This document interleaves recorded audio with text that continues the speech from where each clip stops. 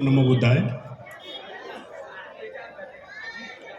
महाकरुणा, मैं भगवान बुद्ध की चरणों में मैं नमन करता हूँ। जितने मंच पर आसीन बौद्ध भिक्षु और मान्य गणमान्य लोग बैठे हैं वो, और जो सामने बैठे हुए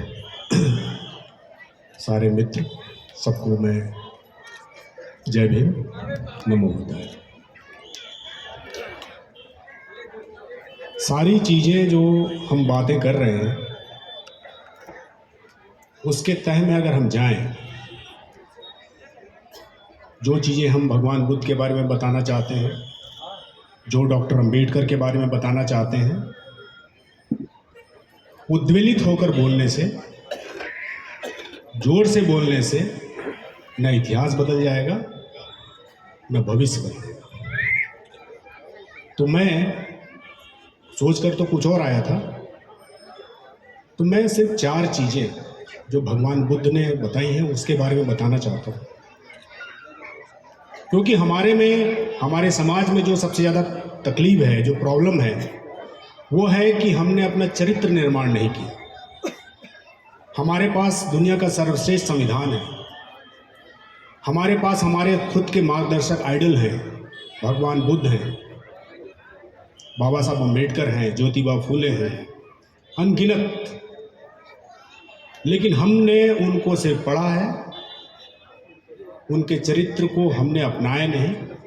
हम वही जो पुराने रटे रटाए चीज़ हैं उनकी पूजा करें, उनकी आरती उतारें, उनकी जयकारे करें, इसी में व्यस्त हैं। इसलिए हम आगे नहीं बढ़ पाते। तो मैं सिर्फ कुछ चीज़ें जो हैं, भगवान बुद्ध की 4 चीज़ें हैं जो हैं और जिस पर हम कंफ्यूज होते हैं, जिस पे हम गड़बड़ झाला हो जाता है, उसके बारे में बताता हूँ। पहला है, भगवान बुद्ध ने कहा है, वो है मित्ता। मित्ता मतलब होता है लविंग काइंडनेस, निस्वार्थ प्रेम। इसका मतलब होता है कि स्वयं के क्रोध पर नियंत्रण रखकर दूसरे से मैत्री भाव रखना और हमेशा उसकी खुशी चाहना और बदले में किसी भी चीज़ की कामना न करना, यह है मित्ता। लेकिन हम इसको कंफ्यूज करते हैं अटैचमेंट से, आसक्ति से, लगाव से, प्रेम से, स्नेह से। इसका क्या होता है अटैचमेंट? इसको दोनों के बीच का फ़र्क समझिएगा। इसमें हम सामने वाले से प्रेम करने लगते हैं और जैसे जैसे हमारा प्रेम बढ़ता जाता है उतना ही हम उसको खोने के डर से भयभीत रहने लगते हैं। और यहाँ हम उसी कारण सामने वाले को हम अपना गुलाम समझने लगते हैं, उसको अपना नियंत्रण में रखना चाहते हैं। ये दोनों फर्क है मित्ता और अटैचमेंट, आसक्ति में। तो इसको दूर करना होगा। हम जिससे प्रेम करते हैं उससे बहुत सारी उम्मीदें करते हैं, चाहे हमारी औलादें हों, चाहे हमारे माँ बाप हों, चाहे हमारा नेता ही क्यों ना हो, हम उससे उम्मीद करते हैं और फिर दुख होता है। दूसरा भगवान बुद्ध का है कंपैशन, करुणा। ये बहुत कॉमन वर्ड है, करुणा। इसमें क्या होता है? इसमें हम किसी के दुख दर्द पीड़ा को बिना किसी स्वार्थ के, बिना किसी उम्मीद के दूर करना चाहते हैं और करते हैं। लेकिन हम इसको कंफ्यूज किससे होते हैं? दया से, सहानुभूति से, तरस से। इंग्लिश में उसको बोलते हैं पिटी। आपको दया आती है। इसमें क्या होता है? वहाँ हमने कोई भी हमारे में स्वार्थ नहीं था। लेकिन इसमें क्या होता है? हम सामने वाले के दुख दर्द और पीड़ा को दूर करते हुए अपने आप को उससे ऊपर समझने लगते हैं, अपने आप को उससे सुपीरियर समझने लगते हैं। तो हमारा निस्वार्थ रहता नहीं है, हम सिर्फ उसके प्रति दया दिखाने लगते हैं, सहानुभूति दिखाने लगते हैं। तो ये करुणा नहीं है। तीसरा जो है सिंपैथेटिक जॉय, मुदिता। मुदिता मतलब आत्मिक खुशी, जो आज पूरी दुनिया ढूंढ रही है, आत्मिक खुशी। ये क्या है? यह वह स्थिति है जब हम दूसरे की खुशी एवं सफलता में स्वयं अंदर से खुशी महसूस करते हैं, आनंदित महसूस करते हैं दूसरे की खुशी और सफलता में, और हमेशा सामने वाले की खुशी और सफलता की कामना करते हैं। लेकिन हम इसको कन्फ्यूजन कैसे होता है? जब हम कंपैरिजन करने लगते हैं, तुलना करने लगते हैं, मिलान करने लगते हैं।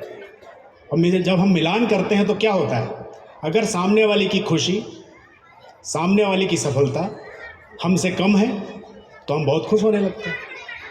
लेकिन अगर उसकी खुशी हमसे ज़्यादा है, उसकी सफलता हमसे ज़्यादा है, तो हम ईर्ष्या करने लगते हैं। तो ये है फ़र्क मुदिता और तुलना में। हमें मुदिता डेवलप करना है।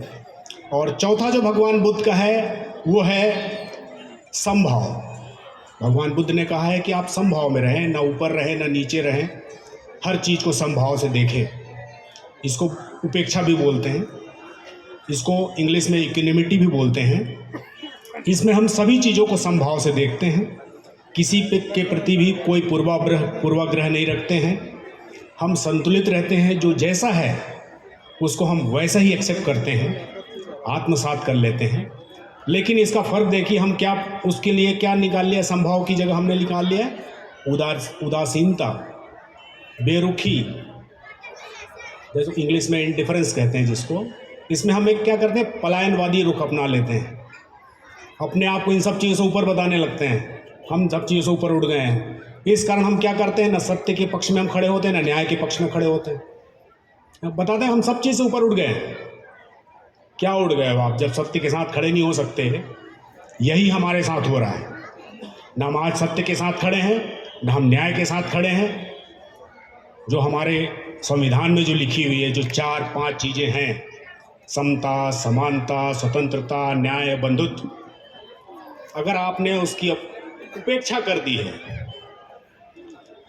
अब कोई गरीब है तो है, क्योंकि पुनर्जन्म, पिछले जन्म के पाप हैं, ऐसी तरह तरह की हमें थ्योरीज बताई हुई हैं।